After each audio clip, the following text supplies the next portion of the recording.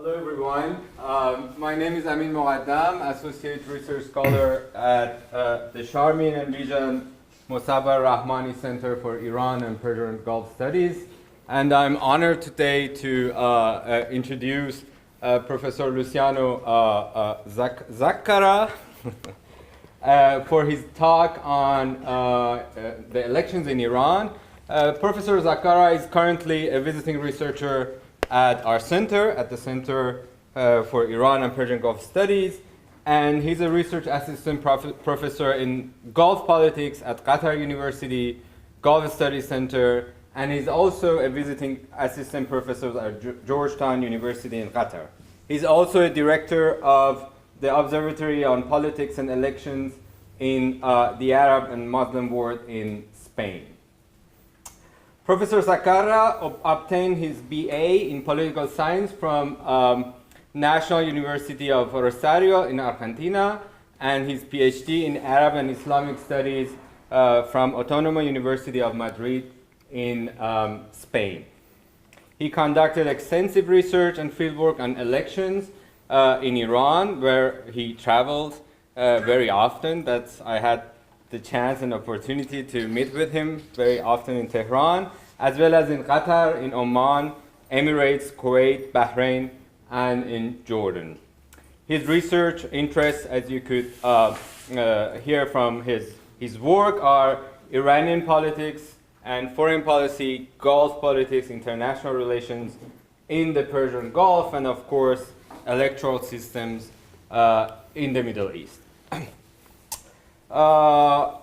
Before starting the talk, we have our last talk series of the semester on May 3rd, The Other Iran, Unintended Modernity in the Islamic Republic by Professor Javad Salehi Esfahani, who is also a visiting scholar at our center and a professor at the Department of Economics at Virginia Tech. Please join me in welcoming Professor Zaccara.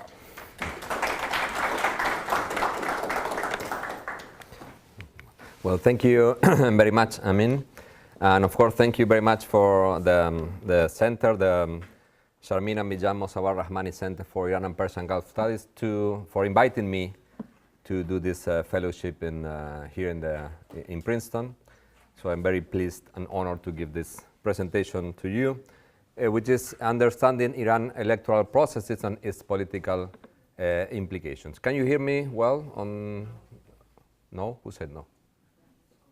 Okay. So what we are going to discuss in this hour are basically the characteristics of the Iranian political systems and how the electoral system works within the framework of the Islamic Republic of Iran. We are going to analyze some electoral processes, presidential and parliamentary ones, in order to understand which are the political implications of those electoral processes. And then we are going to make some concluding remarks for you to understand what we are discussing here when we talk about elections in a context that sometimes is not regarded as very commonly accepting the result of transparent elections in the region. First of all, and to start going to the point, this is the diagram of the Iranian political system. I know that it's very complicated, and believe me that I tried to make it as simple as possible, but actually it's very difficult to explain in only one slide how the Iranian system works, because there are a lot of institutions, some of them elected, some of them that they are appointed, that they all interact within the framework of the Islamic Republic Constitution, designed in 1979 and reformed in 1989. And now how it looks like, more or less, with the spiritual leader in the center, with the Iranian people participating in some electoral processes and other institutions that they are mainly linked to the spiritual leader, but they are also interlinked with the other institutions that they are elected. To simplify a little bit and to clarify what we are talking about now, I just I'm going to constrain our talk about elections on the top side of the Iranian political system, meaning the presidency, the assembly of experts, parliament, and municipal councils, which are the institutions that are elected in Iran. And I left these two because, of course, we cannot discuss about elections in Iran without bearing in mind that the assembly of experts, which is an institution formed by 86 clergymen, voted by the Iranians every 8 years, is in charge of choosing, confirming, and even dismissing the spiritual leader. So even though the spiritual leader is in the center of the political diagram and political scene within Iran, it is indirectly linked to the electoral processes in Iran, since the assembly of experts should confirm, choose, and dismiss the leader. And the second institution which remains in the diagram is the Guardian Council, which is formed by 6 clergymen and 6 jurists, 6 clergymen appointed by the leader and 6 jurists appointed within by the parliament and the Supreme Judicial Council. Is the institution that acts as the electoral tribunal. We are going to detail a little bit later how the Guardian Councils work, but the council, what is, the main role is to veto all the people who apply for elective institutions in Iran. So the role is very important to understand how the whole system works. Why it is important to analyze elections in Iran? Why we need to analyze elections in Iran? Basically, because in the last 39 years of Republican history, there were 36 electoral processes in Iran. So the Iranians were called to vote 36 times. Sometimes they were held together, municipal and presidential. For instance, they are now held together. But since the very beginning, almost every year, there was an electoral process in Iran. So far, there have been 12 presidential elections, 11 legislative elections, 5 elections of Assembly of Experts, 5 municipal elections, and 3 referendums.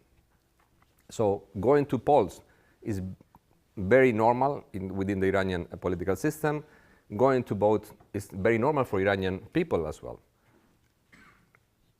The elements that makes us to understand how important are the elections, not only for the system, not only for the government, but also for the people, is the participation rate.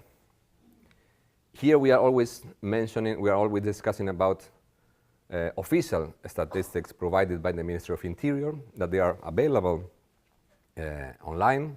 Sometimes they disappear, but they are there. And these are the variants, the different participation rates that every electoral process had since the very beginning, since the first referendum in 1979 until 2017. As you can see, if we establish a threshold in 50%, there are some of the electoral processes that they were below or barely reaching 50%, meaning that it's not the same to have presidential elections and municipal or assembly of experts that the people choose sometimes not to vote. For instance, Assembly of Experts in 1990 or the Assembly of Experts in 1998, that some electoral processes attract much more the attention of the people than others, depending on how relevant are these elections or how important are those elections for the implications in the political system. We can see also that there are electoral processes, for instance, when Mohammad Khatami won in 1997, or when Ahmadinejad was re-elected in 2009, even though it was a controversial electoral process, the participation rate was very high, 80-something percent, 83%. So there are electoral processes that attract much more attention, that they made people to go to the polls in a different way than they did it in other processes. So because of this, I think that we have to ask us some questions about having elections in Iran. Why having elections for? Why the government decided to conduct electoral processes or to implement electoral processes within a revolutionary context or within a context that not always is regarded as bearing in mind the opinion of the people. Why candidates run for elections? So we have to bear in mind that if there are elections, there are candidates that run, so we need to understand why these people is participating in what for, why they are running for elections, why the Iranian people vote. If you have this variation in participation rate, it means that people is attracted or they think that they can influence maybe in the political process more by voting in the presidential election than voting in the Assembly of Experts. Then what are the implications of these elections as a whole and individually? And finally, what is the meaning, the whole meaning of elections in Iran? I think that during the presentation we are going to discuss some things that will help us to, in the conclusions, to reach or to reply to this question. How is the electoral system in Iran? I am expert in electoral processes and electoral system, mainly in the Middle East region, and I can say that this is the most particular electoral system that I ever seen, and it's very, it is very unique. This is very normal, but the last two parts are the things that they are very unique in every system I've ever observed. So first of all, the candidates, the voting system is uninominal, is candidate-based vote, meaning that you vote for the candidate, you don't vote for a party, you don't vote for a list, even though we will see that there are lists and there are parties. But every voter should write the name of the candidates, name or names, depending on whether it is presidential or legislative elections, by hand in a ballot paper. I will show you some examples here. So you don't vote for the party, you don't vote for the list, you have to write the name of the candidates you vote for. Since you have no parties or no lists, all the registrations of candidates are individual. So individually, every candidate have to register in the Ministry of Interior. There is not the party that registers the whole list of candidates. So registration is individual, voting is uninominal, you vote for one person. And the electoral formula is two-round system majority, meaning that in every circumscription, if you reach 50%, the threshold of 50% in the presidential election, and nowadays it's 25% in the municipal and legislative election, you get the position. The candidate who get the highest amount of votes get the position, but the threshold is 25%. The two features that they are unique, I would say, in the whole world, is that there is no voter registration in advance. So there is no real electoral roll in which you can check whether you can vote or not. As far as you have 18 years old, you are allowed to vote, and meaning that there is no a registry where all the people who can vote are mentioned, making very difficult to establish participation rates based on current figures. It's mainly based on population estimation or previous census that they were conducted in Iran. And the second feature is that the voters can vote in any polling station of the country.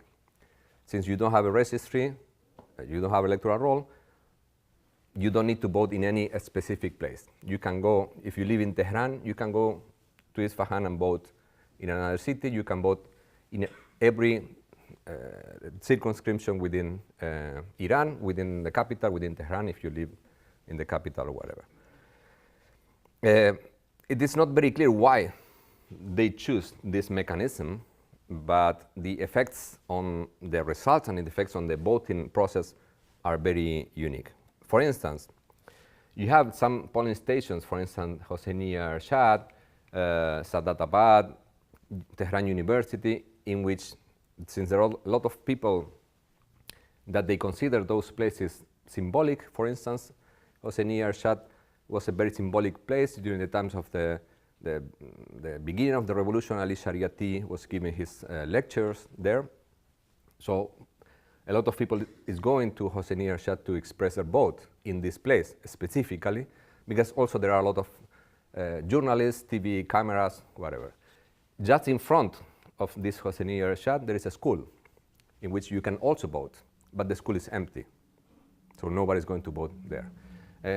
The same happened, for instance, in Saadatabad. There are two schools around the corner, and sometimes they are empty, and most of the people are voting in Saadatabad. The same happens in the Tehran University. The voting process is held on Friday, so after the Friday prayer. Now it's not, the Friday prayer is not anymore there, but before, these buses, they hold itinerant ballot boxes. So if the voters don't go to the polling station is going to the voters, meaning that everybody can vote wherever you find a polling station and wherever you find a ballot box. This is one of the elements. The other elements that you could see is that it's very difficult to calculate participation rates. However, participation rates sometimes are published in the Ministry of Interior website. They based the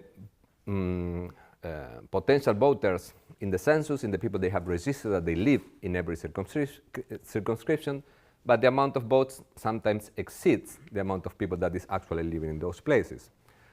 And this has been since the very beginning of the Islamic Republic. For instance, this is the result published by the Ministry of Interior in 1980, where two provinces, Markazi and Lorestan, official data provided by the Ministry of Interior show 116% and 100% of votes, which is impossible in any other electoral system in the world.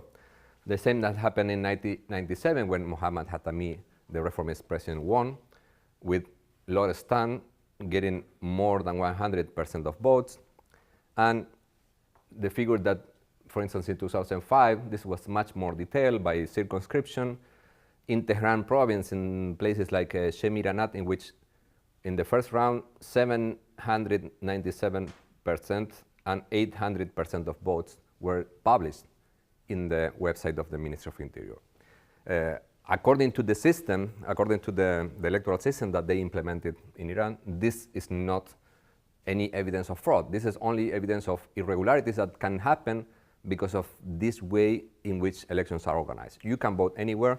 Shemiran is a place in the north of Iran. It's very popular, so on Friday you can go there to vote, even if you live in another place of Tehran. But this Friday, everybody goes there and they can vote. The same would happen, in, for instance, in this Hosseini Ershad. If you go to this place, you will see people voting until very late at night, and sometimes the voting process is extended until 10 or even 12 o'clock. The same in Meydoune Tashrish in the north of Tehran. You could see people voting very late, people that they don't live there. They go to the bazaar and then they go to vote and they spend some time there.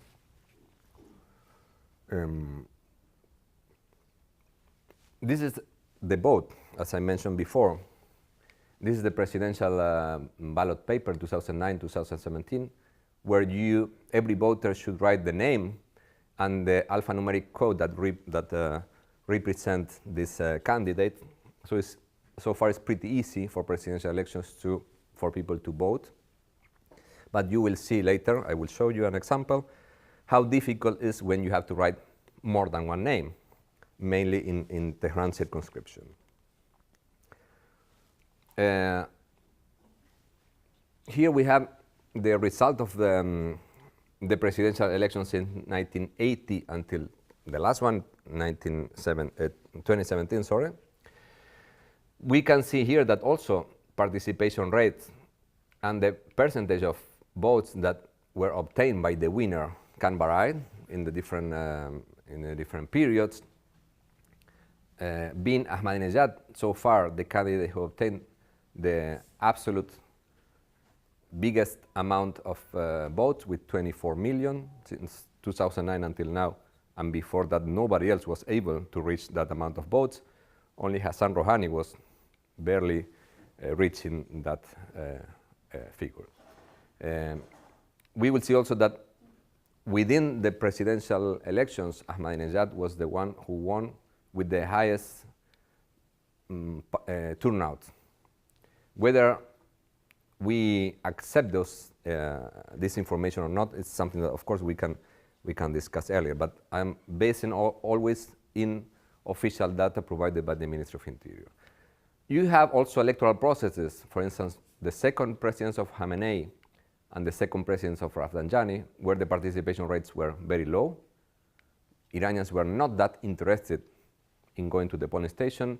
It was assumed during that period that the two candidates, they had no opposition, that there was almost decided that those two candidates would continue their terms. Only presidents can be president for 2 terms. They can be re-elected once.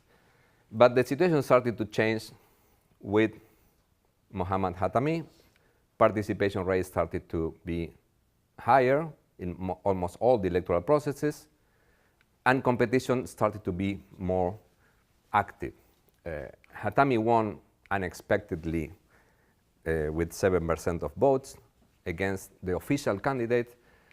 Mahmoud Ahmadinejad won also unexpectedly in 2005, when everybody was expecting that Rafsanjani would be the winning candidate. And Hassan Rouhani obtained barely 50% of votes in the first round to win in 2013. We are not going to talk too much about the last 3 presidents, but of course, if we bear in mind the background and the political behavior of the 3 of these last presidents, Mohammad Khatami, the reformist president from 1997 to 2005, Mahmoud Ahmadinejad from 2005 to 2013, and Hassan Rouhani, the last president still in office, you can see that they have different political approaches to international politics, to internal politics. The different background they came from, reformist, neoconservative, pragmatists, mean something. It makes a difference. One of the things that everybody will remember from the 3 presidents is, for instance, the initiative of dialogue among civilizations proposed by Mohammad Khatami, that he tried to change or to, to ease the tension between Iran and the rest of the world. The first thing we will remember about Mahmoud Ahmadinejad is the sanctions that Iran was receiving because of the nuclear program. And the main legacy of Hassan Rouhani would be undoubtedly the nuclear deal that he signed once he reached office in 1913. So, since Khatami's election in 1997, presidential elections had sometimes unpredictable results. Who wins makes a difference internally and internationally. It's not the same having Khatami, Ahmadinejad, or Rouhani in the presidency. Sometimes this meant change in foreign policy orientations. Sometimes it represented a change in some aspects of social and economic policies. And the expectation is not only within Iran, but also worldwide. Every time there is presidential elections in Iran, not only Iranians are watching what is going on in Iran or who is going to win. United States, Europe, the rest of the world is expecting something. And sometimes even the governments, the foreign governments, they make their bets and they express their opinions and they express their expectation regarding who would win the election. So sometimes in the United States or in Europe, they say, well, we prefer Rouhani, we prefer Khatami to win, because so it's not in, if the foreign governments express that they have a preference for one candidate, means that they can expect some outcome, political outcome in terms of foreign policy that can be useful for the European Union and the United States to deal with Iran or not in the short or long term. So presidential elections have an impact over the political system, whether we like it or not, or whether the impact is going on one direction or the other. moving to legislative elections, we need to first explain how is the party system. I mentioned before that there are no parties and no closed lists mentioned in the electoral system, but according to the Constitution, there are parties. The Article 26 mentioned that the formation of parties, societies, political or professional associations, as well as religious societies, whether Islamic or pertaining to one of the recognized religious minorities, is permitted provided they do not violate the principle of this independent freedom, whatever. So no one may be prevented from participating in the aforementioned groups or be compelled to participate in them. So maybe there is a contradiction within that, that for on one side, electoral system does not consider parties, but the Constitution is allowing them. So since electoral parties were prohibited or banned in 1987 with the dissolution of the only official party in Iran, which was the Islamic Republican Party, then the political system is working around permanent associations, could be political, religious, professional, and electoral fronts and alliances. Permanent associations is like a proto-party, not a party by itself, but they can register in the Ministry of Interior. Actually, there are 230, 240 associations registered in the Ministry of Interior, that they are permanent, that they have a Secretary General, but they don't have a formal process of affiliation or political behavior within the electoral context or even within the parliamentary life.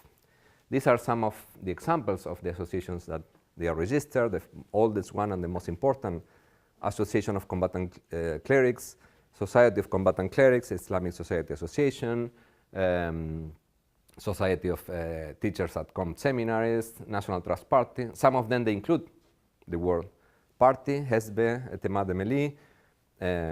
Some others, they just revolve around Islamic or professional institutions or organizations. And these are the examples of electoral fronts. I mean, one thing is the permanent associations that they are registered and they are not dissolved. They continue their existence unless someone decides to dissolve them. And the other thing are the electoral fronts that they are created every time there is an electoral process. So when you have a legislative or presidential electoral process, either those associations or other politicians decides to create a front and decide to provide support to one candidate or one group of candidates. It doesn't mean that those candidates that are supported by these fronts belongs to these alliances or belongs to any group, but they are supported by the group of politicians, a group of people that they decide to give their support to certain group of people. The most common, the second Hordad front, for instance, was the fronts that supported the second election of Hatami in 2001. I don't remember exactly. I think I don't have the Ahmadinejad one here. But United Fundamentalist Front is the most known conservative front existing in Iran in the last 2 or 3 presidential elections. And for instance, the List of Hope is the last electoral front that was created in the last 2017 and 2016 legislative and presidential elections to support the candidates' allies or in line with the Rouhani's political program. This is the other complicated slide that I wanted to show you, that is always creating problems for my students to understand. This is how the electoral processes that are not presidential, meaning assembly of experts, municipal and legislative work, in a context in which there are no parties, there are not official parties, and they are not candidates by lists, but however, there are groups and associations that they decide to support a list of candidates following some ideological or political coincidences. I said before that candidates register by their own, so they are not registered within the party. So all candidates register individually in the Ministry of Interior, and then you have the permanent associations or the alliances that they are created every electoral process. What they do, these groups and associations, alliances and associations, is to suggest voters a list of people that they support. They are asking voters to support these candidates by expressing their vote. So for instance, Association 1, Alliance 1, and Alliance 2, they decided to support candidate A. Association 2 decided not to support that, but support others one. But one candidate can be supported by different lists and alliances at the same time. It doesn't mean that if you are supported by one group or one alliance, you cannot be in other, because you don't belong to the list. You don't belong to the association. You are supported by them. So the voters can express their vote. Maybe most of them will vote for candidate A, since most of the lists are including him in the list. And this is more or less how it works. What is this system? What is the output of this system, which is very confusing sometimes, because you have sometimes, maybe in a small city it's not that important, but in bigger circumscriptions like Tehran, you have dozens of different lists. Maybe they share most of the candidates and there are minor differences between one or the other list. Is that you can not identify who won the elections. It's very difficult to claim that one list obtained more candidates than the other, meaning that the composition of the parliament, the composition of the assembly of experts, the composition of the municipal councils is not easy to define. So when you say, well, most of the candidates are Republican or Democrat, it's easy. They belong to one list, so there's no doubt about that. Here, if your name was in three different lists, you cannot, any alliance or association can claim this is my candidate, because everybody can claim this is my candidate. And I have some few examples that can show you how this is working. I know that this is hard, but it's even hard for Iranians to identify sometimes all the names that they want to vote for every time they have to write all these names. For instance, this is 2008 legislative elections.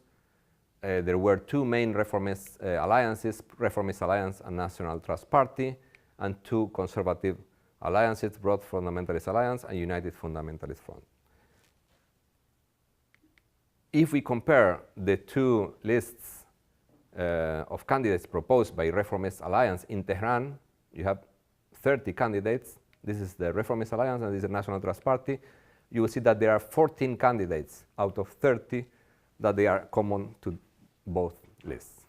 Believe me that I checked the names and they are there, even though you cannot see them now. The same happened in the Conservatives. 9 out of 30 candidates were in both lists. So after the first round of election, when 19 members of the parliament were elected, 9 of them belonged to the two lists. So either the United Fundamentalist Front or the Broad Fundamentalist Alliance can claim we got these 9 candidates in the parliament. So however, at the end will be both fundamentalists, but it's not the same when they make alliances within the parliament to support one policy, one decision, one bill, or the other. This, of course, is hindering the way or making difficult to identify who belongs to which alliance, even though, for instance, in the Interparliamentarian Union, which is a website that collects all the information from legislative system in the world, stated that there were 117 from this list and 53 from the other list. But it's not possible to claim absolutely that because they belong to both lists at the same time. The same can be visible. I'm not going to show all this, but happened in 2012 with candidates like Haddad Adel that were included in 2 lists, Ali Motahari that was included also in 2 different lists, giving the figures that I mean, the consequence of that is that the composition of the parliament is very confusing. For instance, you have in a total of 290, you have 61 that they were in both lists, 17 that they were also in both lists, and 105 that they were independent, or they consider themselves as independents, even though they were in some of the lists mentioned before. The same happened in 2016 with the 3 main alliances. You have, and this is even much more confusing because there are people that they were considered sometimes conservative appearing in lists of reformists and vice versa. So in this case, Ali Motahari, which is the head of one of the lists, Voice of the Nation, also appear in the Reformist Alliance. Mustafa Kebakebian and Elia Hasrati, they appear both in both lists, the Reformist and the Voice of Nation, which is not actually a reformist. It's actually a conservative one. The same than Holland and Haddad Adel that appear in some of them. If you trace all the electoral processes since the 1980s until now, you will see, because of the nature of the system, because of the nature of the factional system with these flexible alliances and associations that they don't have a formal affiliation process to those parties, makes possible to find people that they are crossing the borders between one association, one alliance to the other, and you will see that there are names that they are repeatedly changing from one list to the other. This makes the system much more dynamic than any other system I ever observed in other places. The problem for the voters is when you have to write your vote, when you need to cast your vote for municipal, legislative, and assembly of experts election. This is, for instance, the ballot papers for legislative and assembly of experts in Tehran in 2016. In Tehran, you had to choose 30 members of parliament and 16 members of assembly of experts, meaning that you have to write 46 names and alphanumeric codes that they are identifying the candidates. Sometimes, if you write the whole name but you don't have the number, it can be similarity of some names, or the name is not complete, or sometimes they have surname that is, I mean, which is the candidate is known for, but maybe it's not the real name, so they can create problems during the vote counting. But mean that you have to write 46 names when you are casting your vote. And this sometimes is very difficult if you go to the polling station I mentioned before, that you have 1,000 people waiting for you to finish, to cast your vote. So the people is accumulating in the ballot, in the polling station to express their vote. This is how sometimes it works. This was not very crowded polling station in the school in the south of Tehran. You have all the names listed there, and the people, they take their time. Sometimes you have half an hour casting your vote. And this is in the University of Tehran. You have all the list of names there, and all these people is checking the names of the candidates they want to write. Either you choose your name, checking the names there, or you bring your own paper with the list of all the names you want to write. But this is when sometimes it's problematic, because you have millions sometimes, or well, not millions, I'm exaggerating, but sometimes dozens or in Tehran of lists that they give you the 30 options that this group or alliance is asking you to vote for. The consequences of list and support system that I explain here is that a candidate, I mean, some of the consequences that they can be more. That a candidate can be included in several lists regardless of his will to be included or not in any of them. Sometimes it happens that one candidate is supported by one list and he didn't even want it to do that, but he will not say no. If one party includes his name, means that he will have more voters and more support. Sometimes in the list there are candidates that they have different or even opposed ideological and political approaches. As I mentioned before, there are some people that they were included in the reformist list, or reformists that they were included in conservative lists, or even you have some lists that they are called conservative reformists, including both, mixing both reformists and conservatives in one list. Sometimes people that they are not either reformists or conservatives, that they are people that they register themselves, and in some constituencies, the list, they don't have enough people to support, or they don't have enough people to put in the list. They ask, can I put your name in my list? But I'm not reformist, I'm not conservative. No problem, we can include you anyway, so you can get the vote. And maybe you can vote then within the parliament following our ideas or not. Or this is, of course, is negotiable. As I mentioned before, the results of candidates placed by each list overlap, making it difficult to define winners and losers political groups, and also making it difficult to define who is going to head the parliament, for instance, once the composition is defined. And it's very difficult to predict which would be the behavior of this parliament, whether they are going to vote for one bill proposed by the government or not. And it's very, this is very visible when the members of the cabinet are proposed by the president for parliamentary approval. No single candidate, ministerial candidate, get the same amount of votes, meaning that there is no party discipline. Not everybody votes in the same way. They vote following different patterns, ideological, political, regional, familiar patterns that they may affect the decision taken by the member of the parliament.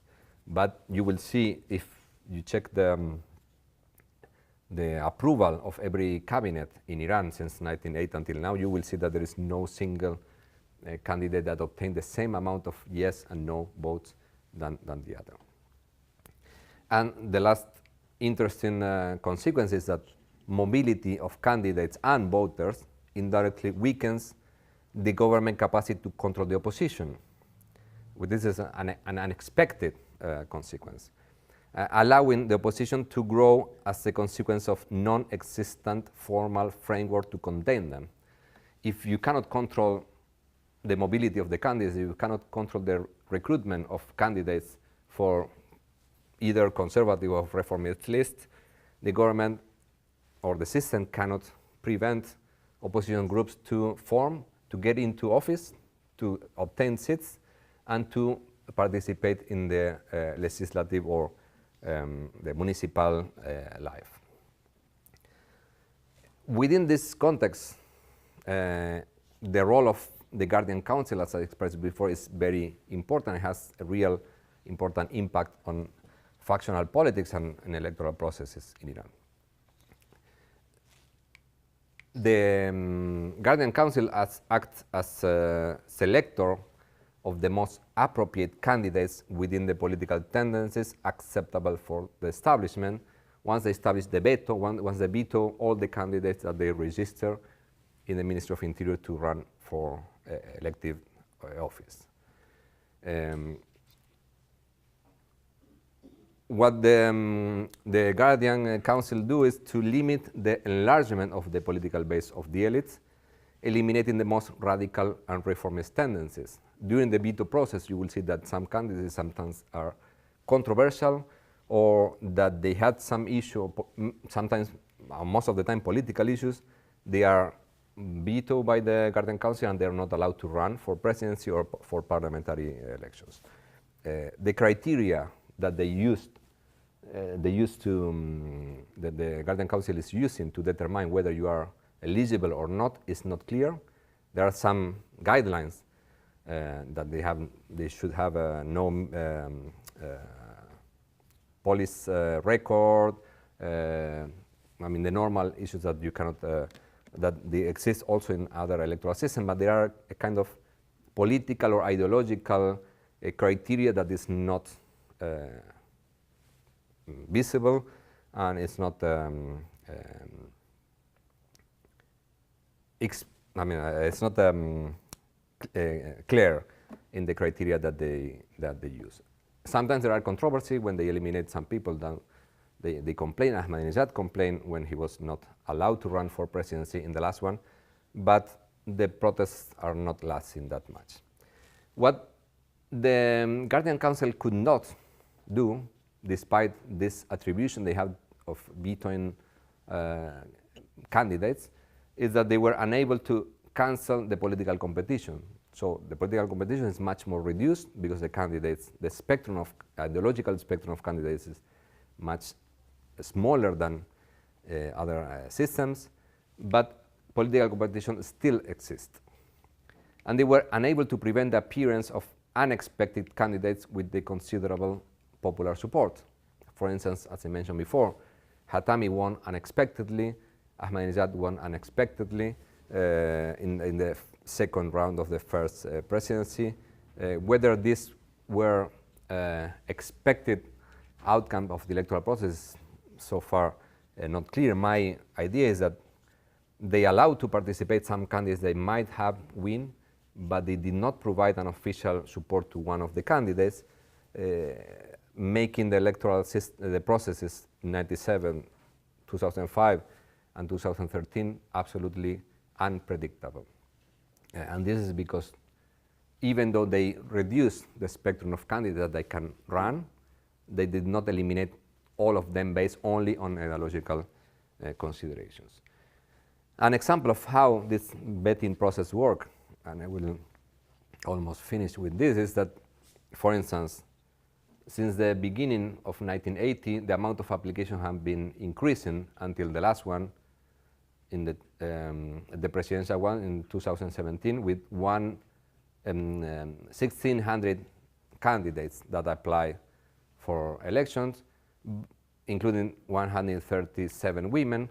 But this is the amount of candidates. As you could see, it's not only a matter of ideological constraints, it's also that the Guardian Council makes the system viable by reducing the amount of people that they can run for elections. Since you don't have parties, you don't have primary elections, the Guardian Council acts as a kind of primary elector of all the candidates that can run.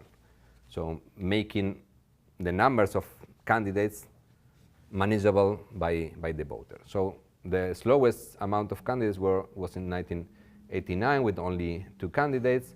The biggest is the 8th election in 2001 when Khatami ran for re-election. This is the biggest amount. But if you see the amount of people that they run or they register for presidential elections is incredibly high. Sometimes the people that register, they are not even eligible to vote. One asked me, but kids can run for election in Iran? So no, they cannot, of course. But I saw in the pictures that one kid was going to the electoral registry to register. Yeah, they allow them to register sometimes, but then of course, once they pass the first filter, administrative filter, you are below, I think it's 45 years old, you cannot run. Then there are other criteria, for instance, having been minister or yeah, I think it's minister level is the previous role that you should have had in advance in order to be accepted as a candidate. And this is where, for instance, women enter.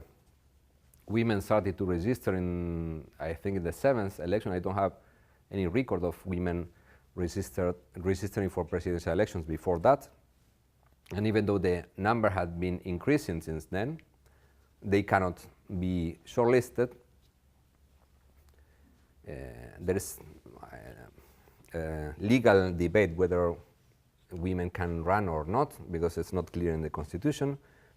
However, with this criteria establishing that at least you should have been minister before running for election or to be accepted as election, there was only one woman in Iran, in the Islamic Republic in history, being minister during the times of Ahmadinejad. So nobody else was minister before. So this criteria is absolutely eliminating the chances of any woman to be considered as eligible for presidency. The other example is legislative elections. As you can see, the amount of people that register is also increasing. The last one was incredibly high. In 2016, more than 12,000 people registered, but the acceptation rate was, they accepted almost half of them, 51%, being the lowest acceptation rate in the whole history. A lot of people complain about that because they were out of the career more than 6,000 people.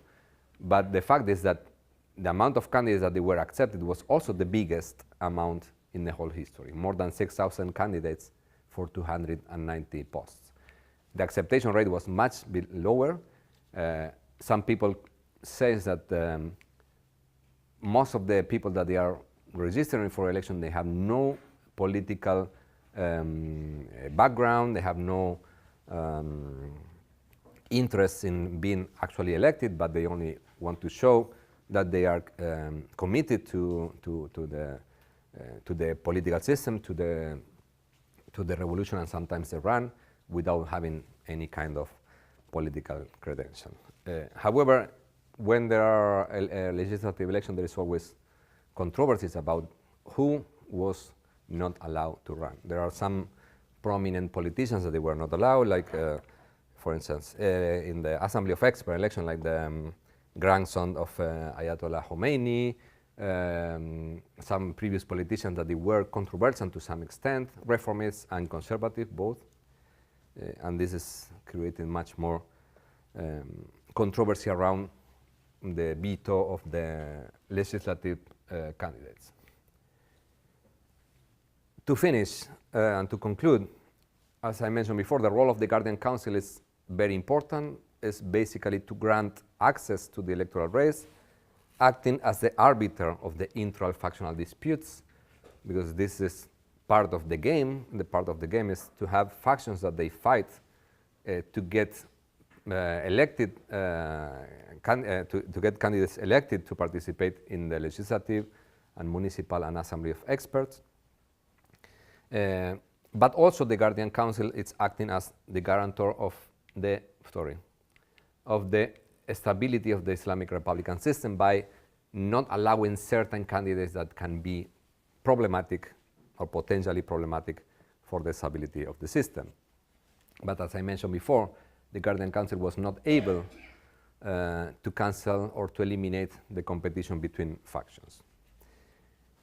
What is the role of the informal faction system? Its existence is not an element that prevents competition. On the opposite, it is encouraging competition for elected position, mainly at legislative level, within the factional system that exists in Iran. And factions often escape from the government control due to the mobility that I explained before, between factions and between different associations. And finally, to reply to the questions that I mentioned before, which are the functions, or what are the meaning of the elections in Iran? The elections in Iran are basically to highlight intra-elite disputes. So it's part of the game, it's part of the political game within the factional system. Elections allow the government to periodically check on the people's orientation, moreover when you have almost every year an electoral process, and when the people can choose between some candidates, for instance in the presidential elections, that they unexpectedly won. So this way the government can check what are the preferences of people within the framework of the system, of course. And of course, to bring electoral candidates into offices. So far, all the electoral processes in the presidential level, they were accepted. None of the electoral processes were cancelled, meaning that when you vote, you know that the election will bring a result, whether you like it or not. The only controversy what happened in 2009 with the re-election of Ahmadinejad. Specifically speaking about the legislative election, The election serves to solve the discrepancy between political factions within the parliament, and also to serve as an elite recruitment mechanism within the factional system.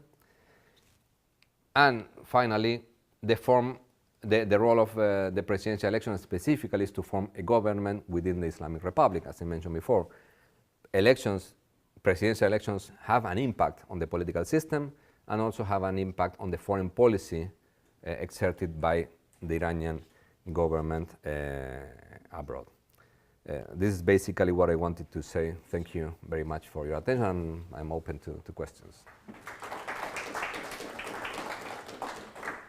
Thank you very much, Luciano. So the floor is open for questions. Yes, please. Could you say something more about the actual day-to-day functioning of the Guardian Council? It seems to be the critical element in sorting out as to who can run. They have a phenomenal amount of work. It's not a large number of people that are on the council. How does it function, and how public or transparent is the actions of the council? The Guardian Council, I don't think there is transparency at all. And as you say, having 12,000 candidates and being 12 people, they cannot check 1,000 profiles in 1 week. So basically, there are previous filters that they are applied within in the Ministry of Interior. So you register in the Ministry of Interior, then the Ministry of Interior is the one who is establishing the main administrative background check, and they eliminate all the people that administratively cannot run, and then the whole people that is accepted in the Ministry of Interior, they go to the Guardian Council. The Guardian Council, the first thing they do is to check the political background of all these people, whether they are known or not, or unknown, but they never express or they never specify which are exactly the criteria that they use to determine who is accepted or not, making the controversy much bigger.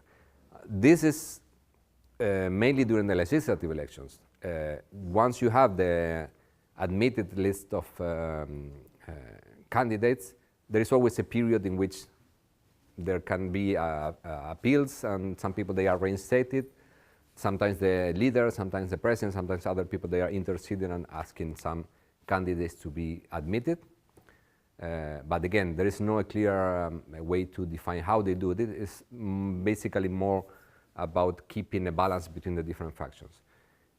You will not see this in the presidential elections. Once they show the lists of candidates approved, there is no debate, there is no controversy.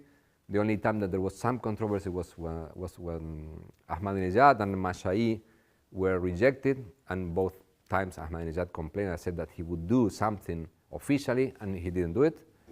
But there are differences between the legislative process and the presidential. In the presidential process, there is no discussion. What the Guardian Council says is okay. Nobody complained about that, because everybody within the system understand that you cannot have 100 candidates for president. They accept that there are some candidates, and as far as every faction have one representative, reformists, conservatives, pragmatists, or whatever, they have their own candidate, the situation is more or less accepted. In the parliament elections, it is different, because most of the groups, they have their own candidates that they want to push their candidates to the parliament. But there is no transparency at all. And I don't think they go very carefully checking all the backgrounds. They see these people is related to that faction, or they are unknown, or whatever, and they check like that. I don't think they can do one by one scrutiny on the. Thank you.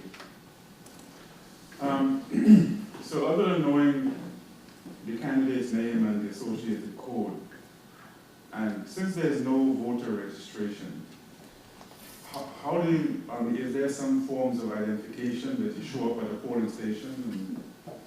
Yeah, I didn't mention that in the presentation. Yes, of course, you have ways to identify people. You have now you have ID, electronic ID, and Shenasnameh, which is the ID which in which Birth certificate. birth certificate, but in which when you vote, you have a stamp showing that you already voted, so you cannot vote another time. This is main exactly, yeah. And then you have ink in your finger. Some people say that you can easily take that from your finger. I'm not sure this is very efficient mechanism. However, Shenaznameh is working as a mechanism to prevent double voting. And supposedly in the last election, but I couldn't check that. I mean, I saw the machines, but I couldn't check if this was working. They register online a system, the people that they voted, counting their ID number. So if you are registering the system, supposedly you cannot vote in another place.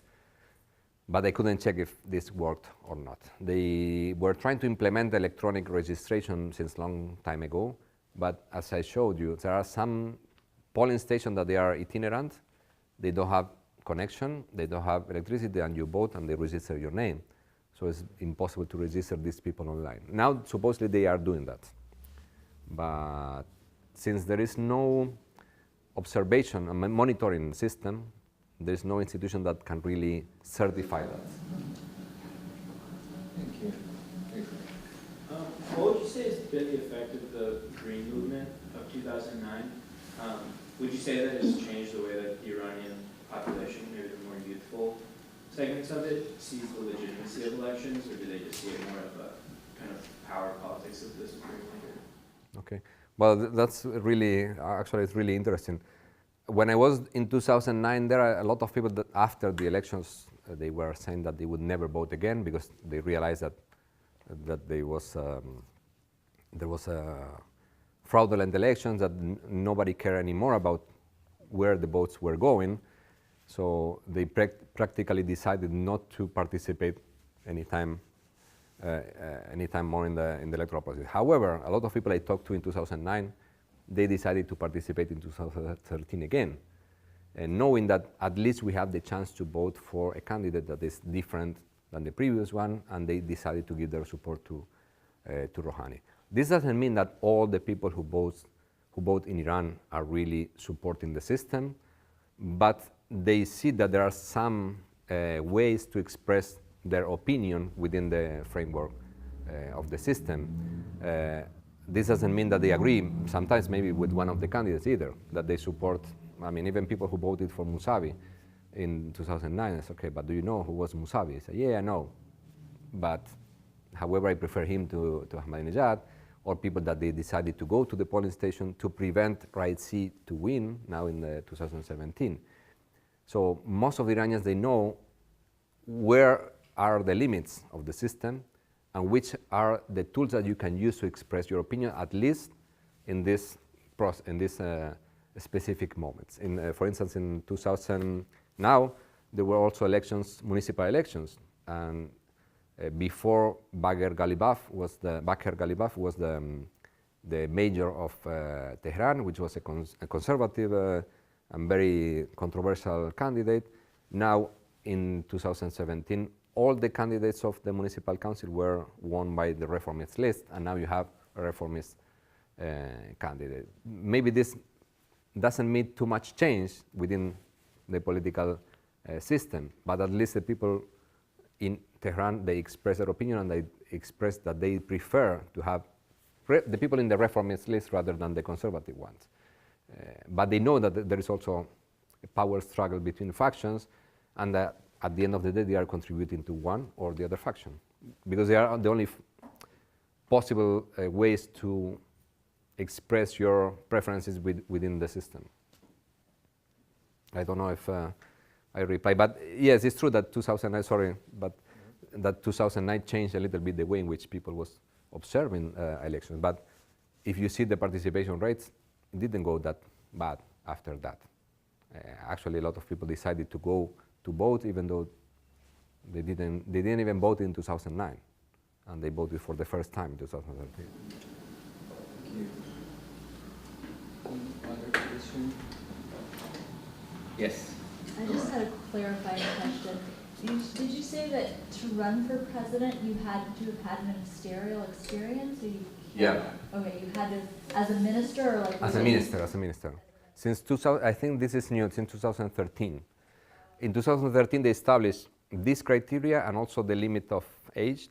It was 70, which prevented Rafsanjani to run in 2013, and that's why they supported Rouhani, or Rafsanjani supported Rouhani. So this was the last reform in the electoral law. And that's why adding this criteria of being minister automatically eliminated every woman. There was only one woman, and Dashgerdi. Yeah, She was a minister, and they were speculating that she might run for election, but it did not happen. Are there any debates about changing the electoral processes in Iran? And what do you think will be the consequences when Ayatollah Khamenei, the supreme leader, eventually dies on this whole process? Well, this is the 1 billion question that everybody's asking. What is going to happen when, eventually Khamenei disappear? There are a lot of options going around, even talking about the reform of the constitution, converting Iran in something different, either parliamentarian system in which the leadership is much more symbolic than executive, changing or not choosing one leader but a council of leadership formed by 3 people, because this is also included in the constitution, it's accepted in the constitution. So all this is in the debate, but there haven't been the real debate in the parliament or parliamentary level whether they will change the constitution. I think Rouhani mentioned something as a threat. If you keep bothering me, I will propose to reform the constitution or something like that. But this is not, it hasn't been discussed so far. The electoral system, nobody is planning to change that. It seems that everybody is satisfied with this mechanism. Sometimes when you think maybe this system is confusing even for Iranians, that they don't know the names of the people, or it's confusing whether you can vote or not, it seems that all the factions are happy with this system and nobody's proposing to change that. The only thing that has been discussed during the time of Ahmadinejad and even now is that to formalize the parties. I mean, instead of having associations, to have political parties. And the experience of the last legislative and municipal elections was that all the candidates belonging to the reformist list won the 30 seats and the 20 seats of the municipal council. So the people voted in bloc. Even though lists do not exist per se, the people choose the whole name of the list. So they are working as parties, even though they don't exist. So this is something that is under discussion as well. I also have a question on, can I? No, just so we may have other questions after. The fluidity that you have explained, which is really interesting. I think it shows that somehow we have a system that is sustained maybe based on this fluidity. To what extent do you think that this possibility of going from one faction or creating different fractions, as they call it at the parliament, helps the system to include new faces or not, or keeping the same faces since the beginning of the revolution, and giving the impression of a political system that is actually changing? Or no, maybe it's a mechanism that helps, to bring new people in the political system. Well, I mean, it can be both ways. On one hand, you have people that they have been there forever, and they keep changing from one side to the other. And you see, for instance, Larijani or Galibaf or Motahari, that they keep changing from one alliance to the other. And if you compare the lists that they were proposing in 2004 until now, you would see that somebody can become a conservative or reformist very easily, but they are the same people. So in that sense, the system is not very, well, it's flexible because you can move from one faction to the other, but you keep the same people. And if you see the composition of the Guardian Council, you will see that Jannati was there for 40 years. So you see some faces that they are there forever, or they have been there forever until they die. So they are replaced only when they die. But on the other hand, bearing in mind that sometimes the Guardian Council is vetoing a lot of candidates, so sometimes the reformists, mainly the reformist list, they did not have enough people to complete their lists, they are reaching out with young candidates or people that they register, and they are incorporating them at least in the list. But this doesn't mean that they only participate in the list. They are trying to reach out and trying to include them in or co-opt them in their own lists. And this is working both for conservative and reformists. So meaning that you can see new faces in the municipal council, you can see new faces in the parliament. You see in the composition of the parliament that if you compare the first parliament, they were mainly clerics, then they were changing with people with military background, but you see that the average age of the parliament has been going down, meaning that at least you see young people getting into the parliament and in the elected council. This is not happening in the Assembly of Experts. In the Assembly of Experts, I think the average age is still very high. I don't know if this... Yeah, totally. Yeah. Thank you. But more research should be conducted about this, and I think this is one of the most mobility and factionalism within the system is one of the most interesting things. Thank you. Any other question? Thank you very much.